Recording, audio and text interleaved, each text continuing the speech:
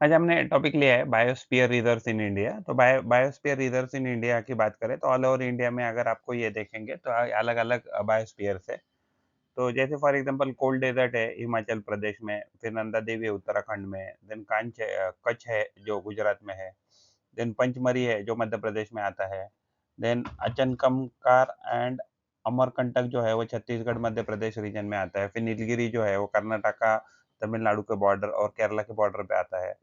फिर उसके बाद अगस्त्यमाला जो है तमिलनाडु, केरला में आता है। गल्फ ऑफ मन्नार जो है तमिलनाडु में आता है। फिर शेषाचलम जो है आंध्र प्रदेश में आता है। फिर सिमिलपाल जो है ओडिशा में आता है। सुंदरबन जो है वो West Bengal and Bangladesh region में आता है। And great Nicobar and Andaman and Nicobar island में आते हैं। फिर उसके बाद नोकरेक है जो मेघालय में आते हैं। फिर देबांग जो है अरुणाचल प्रदेश में आता है। एंड मानस नेशनल पार्क है जो दिब्रू असम में आता है। एंड कांचनजुंगा जो है सिक्किम में आता है। तो ये मेजर बायोस्फीयर रिजर्व्स है इंडिया वाले। तो ये हमने टॉपिक लिया है biosphere reserves India with reference to class 5, 6, 7, 8, 9, 10, 11, 12 geography, CBSE board और एनसीईआरटी के रेफरेंस है। तो ये कुछ बायोस्फीयर्स रिजर्व्स ऑफ इंडिया है, जैसे रन ऑफ ये तो हमने देखा, रन ऑफ कच्छ गुजरात में, गल्फ ऑफ मन्नार तमिलनाडु में, सुंदरबन वेस्ट बंगाल में, कोल्ड डेजर्ट हिमाचल प्रदेश में, फिर उसके बाद नंदा देवी जो है उत्तराखंड में, नीलगिरी बायोस्फीयर तमिलनाडु केरला में, दियांग दिबांग जो अरुणाचल प्रदेश में, पंचमरी बायोस्फीयर मध्य प्रदेश में, शेषाचलम हिल जो है आंध्र प्रदेश में, फिर ये सिमलीपल है उड़ीसा में, फिर अचना कमार अमरकंटक जो है मध्य प्रदेश छत्तीसगढ़ रीजन में आता है। और मानस जो है तो मानस आता है आसाम रीजन में, कांचनजुंगा सिक्किम में, अगस्त्यमलाई बायोस्फीयर जो रिजर्व है केरला तमिलनाडु बॉर्डर पे आता है। फिर निकोबार बायोस्फीयर रिजर्व जो है अंडमान एंड निकोबार आइलैंड में आता है। नोकरेक मेघालय, दिब्रू साइकोवा असम में एंड पन्ना जो है मध्य प्रदेश में। तो खास करके देखा जाए तो ग्रेट रन ऑफ कच्छ जो है तो इसमें इधर आप इंडियन वाइल्ड लाइफ देख सकते हैं। गल्फ ऑफ मन्नार है, वहाँ डुअंग और सीकाऊ जिसको कहते हैं वो देख सकते हैं। सुंदरबन में आप रॉयल बंगाल टाइगर टाइगर देख सकते हैं। कोल्ड डेजर्ट में आप स्नो लेपर्ड देख सकते हैं। नीलगिरी बायोस्फीयर जो रिजर्व है वहाँ Nilgiri, tahr and lion tailed macaque देख सकते हैं। एंड देन पंचमरी बायोस्फीयर जो रिजर्व है वहाँ जायंट स्क्विरल देख सकते हैं या फ्लाइंग स्क्विरल देख सकते हैं। सिमलीपाल जो है वहाँ गौर देख सकते हैं, इंडियन गौर देख सकते हैं, रॉयल बंगाल टाइगर देख सकते हैं। इंडियन गौर को ही बाइसन ऐसे कह सकते हैं। एंड वाइल्ड एलिफेंट देख सकते हैं।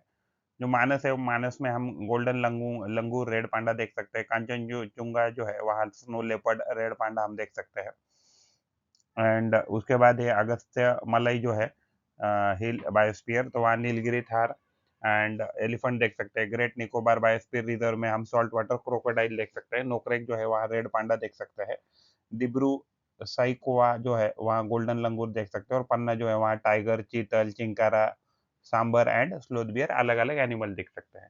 तो ये एग्जैक्टली ये जो बायोस्फीयर होते हैं वो अलग अलग रीजन में जो है इंडिया के, तो ये अलग अलग फौना को भी रिप्रेजेंट करते हैं, या इन सम केसेस अलग अलग फ्लोरा को भी रिप्रेजेंट करते हैं।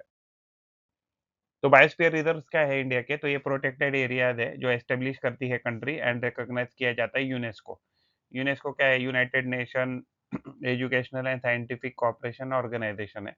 देन उसके बाद to promote sustainable development by reconciling observation sorry conservation of biodiversity with sustainable use.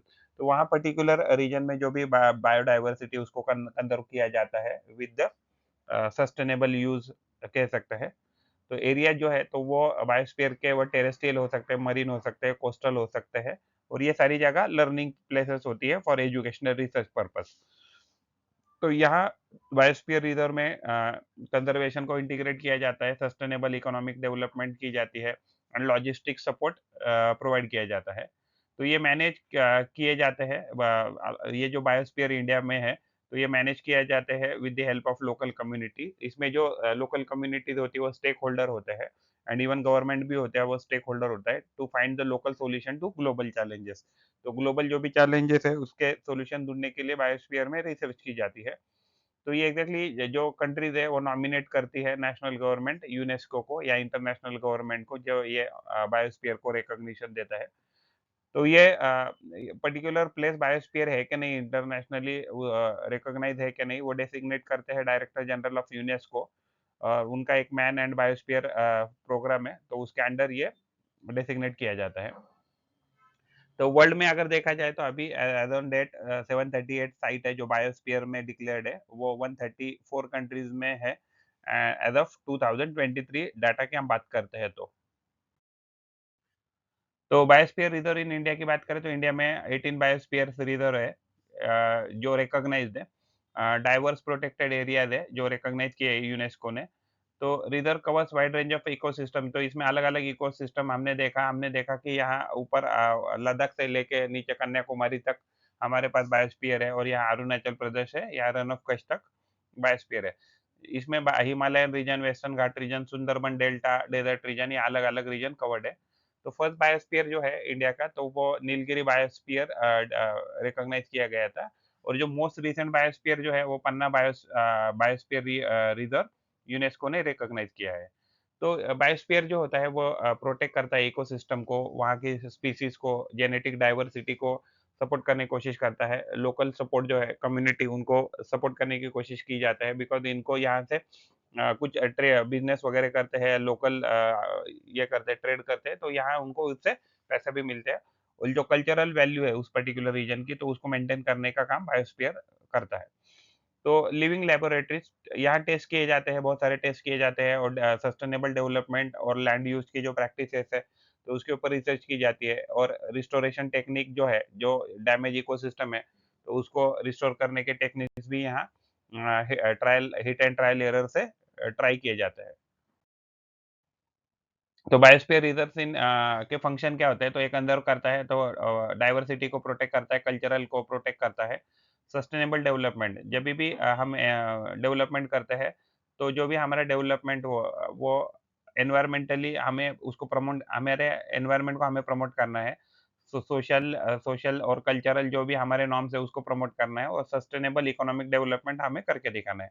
तो लॉजिस्टिक सपोर्ट में to provide platform for research, monitor, educate, तो यानी कि ये जो है लॉजिस्टिक सपोर्ट तो ये रिसर्च करने के लिए मदद करता है, मॉनिटर करने के लिए मदद करता है एंड एजुकेट करने के लिए मदद करता है। तो एजुकेट करता है लोगों को अबाउट द बायोडायवर्सिटी रिलेटेड और सस्टेनेबल डेवलपमेंट रिलेटेड। इकोसिस्टम जो है, तो इकोसिस्टम सर्विसेज में जो हेल्दी इकोसिस्टम है उसको कैसे मेंटेन रखा जा सकता है और नेचुरल एनवायरनमेंट या नेचुरल जो रिसोर्सेज है, उनको कैसा प्रोटेक्ट किया जा सकता है, खास करके वाटर हो, सॉइल हो या फ्लोरा, फौना हो। लैंड यूज़ प्लानिंग, तो कोलैबोरेशन बिटवीन द साइंटिस्ट, अलग-अलग कंट्रीज़ के साइंटिस्ट भी इसमें कंट्रीब्यूट करते हैं। लोकल कम्युनिटीज़ भी इसमें कंट्रीब्यूट करती है। पब्लिक इंस्टीट्यूशन यानी कि गवर्नमेंटल, नॉन गवर्नमेंटल ऑर्गनाइज़ेशन इसमें मदद करती है एंड ये एक डेवलप करती है कॉम्प्रिहेंसिव लैंड मैनेजमेंट स्ट्रैटेजीज़ की जो एनवायरनमेंट को कंज़र्व कर सके। रिसर्च एंड एजुकेशन के लिए भी बायोस्फीयर मदद करता है, जैसे जो बेस्ट प्रैक्टिसेस है अक्रॉस द ग्लोब ये शेयर की जाती है एक कंट्री से दूसरे कंट्री में for the conservation and sustainable. If you like the effort and information, then please like video and subscribe the channel and provide your valuable comments in the comment box or WhatsApp number 8055638591। Thanks for watching.